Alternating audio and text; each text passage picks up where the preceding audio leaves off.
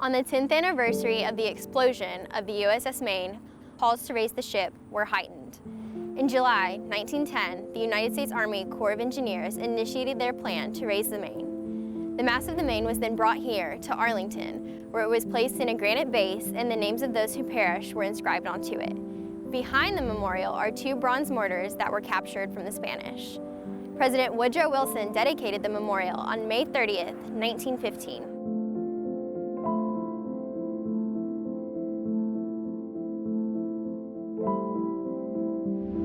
The responsibility to get a Spanish-American War memorial fell to the National Society of the Colonial Dames of America in April of 1900.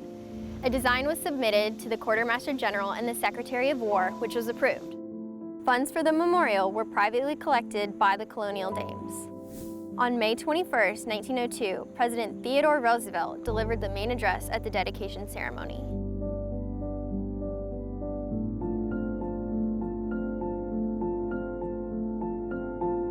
Leonard Wood completed medical school and served as a contract surgeon for the Army and joined the Medical Corps. He was the personal physician to Presidents Grover Cleveland and William McKinley. When the Spanish-American War began, he joined Roosevelt's Rough Riders. After the war, President McKinley named Wood the Military Governor General of Cuba. Leonard Wood later went on to become the Chief of Staff of the Army and the Governor of the Philippines. His unsuccessful campaign for president in 1920 would pave the way for high-ranking officers who would later seek careers in politics.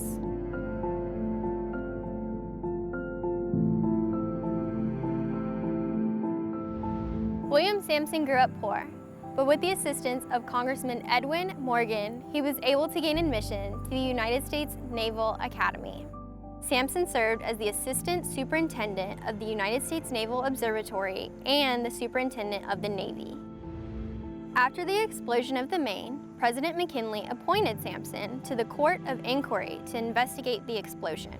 Sampson is often credited with the scientific advancement within the Navy and the importance of well-equipped coastal forts.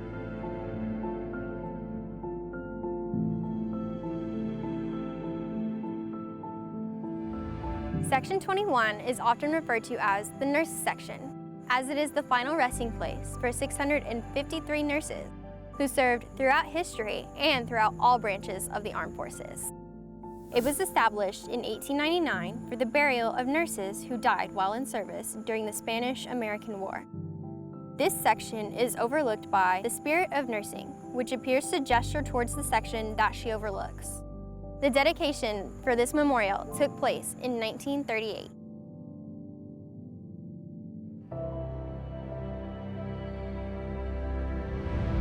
Charles Young was born into slavery in 1864. Young had a passion for learning and graduated from an integrated high school in Ohio, and then he went on to the United States Military Academy at West Point, where he was the 3rd African American to graduate from the academy. Young was a member of the 9th Cavalry, one of the only all-black regiments the Army had, and they were given the nickname Buffalo Soldiers. When the war began, he was temporarily promoted to major, but his battalion was never deployed. In 1901, he sailed to the Philippines, where he was famed for his courage and leadership during the battles of the Philippine-American War. Young was the first African American to be promoted to colonel.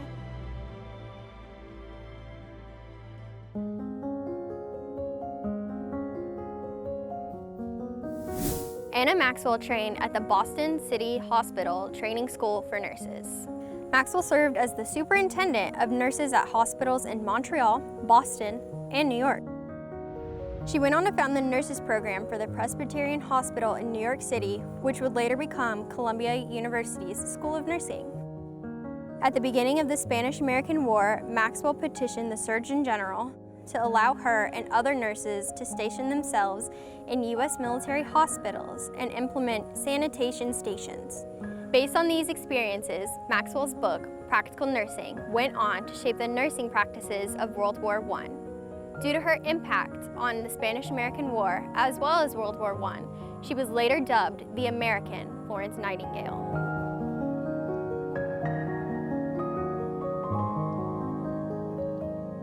The Spanish-American War was the first war in which nurses served as special quasi-military units. It was also the first war in American history where nurses were fully welcomed into military hospitals.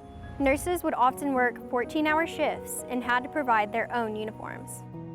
The pay for these nurses was railroad fare to their assigned location and $30 a month plus meals and sometimes lodging. Though no nurses died in combat, nearly 140 died from disease such as typhoid and yellow fever. The Society of Spanish-American War Nurses dedicated a monument to the memory of those brave women volunteers who aided those in the war. Many of the nurses who served in the Spanish-American War were buried in Section 21 here at Arlington. The monument was unveiled in May of 1905.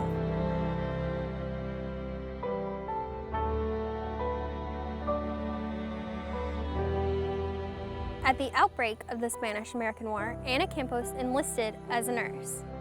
Campos was the first nurse to be buried here at Arlington. She died as a result of malaria in 1899 while in Cuba. Even though African-American nurses had less opportunity, Namayoke Curtis was a contract nurse during the war.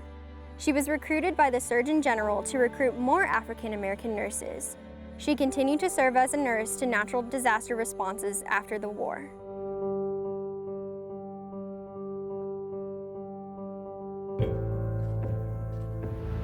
The Rough Riders became one of the best-known cavalry units in U.S. history.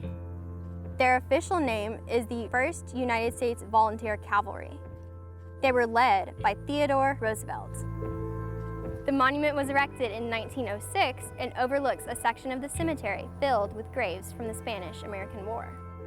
The monument displays their insignia and lists the battles in which the Rough Riders took part.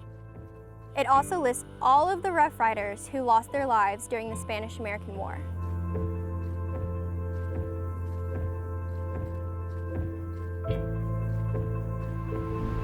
The Buffalo Soldiers Memorial is located directly next to the Rough Riders Memorial.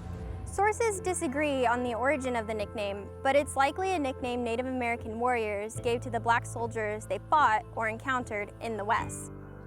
The Buffalo Soldiers were 4 regiments made up of all African American soldiers. These regiments were established by Congress in 1866. The monument notes their gallant efforts in the Battle of San Juan Hill alongside Theodore Roosevelt's Rough Riders. The monument was placed in 1998.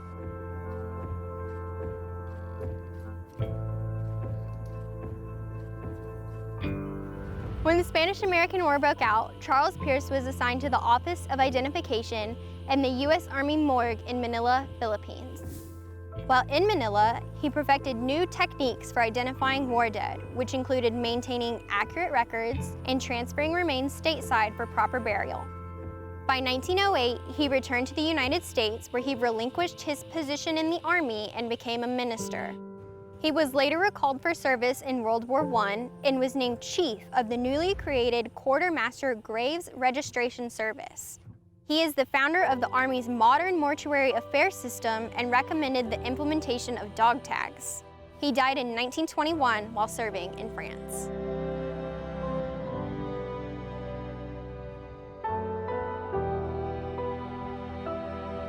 Dr. Anita McGee was able to use her social status and medical experience to help cultivate support for the Daughters of the American Revolution Hospital Corps, which prepared volunteer nurses for the Army and Navy after the outbreak of the Spanish-American War.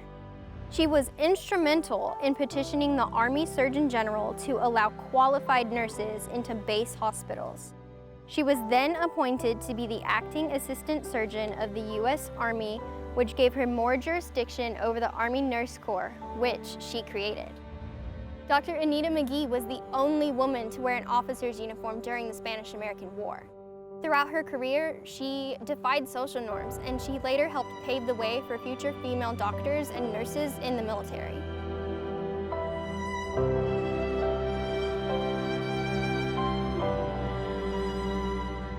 Allyn Capron came from a long line of family in the Army. He was 5th generation to serve. His father also fought in the Spanish-American War, but later died of typhoid fever. Capron enlisted in the Army in 1890. He trained 2 companies of men from Oklahoma that would later go on to become part of the Rough Riders. During the battle at Las Guasimas in Cuba, he was shot between the neck and shoulder but instructed his men to keep fighting, and he would later succumb to his injuries. He was the first officer to die in the Spanish-American War.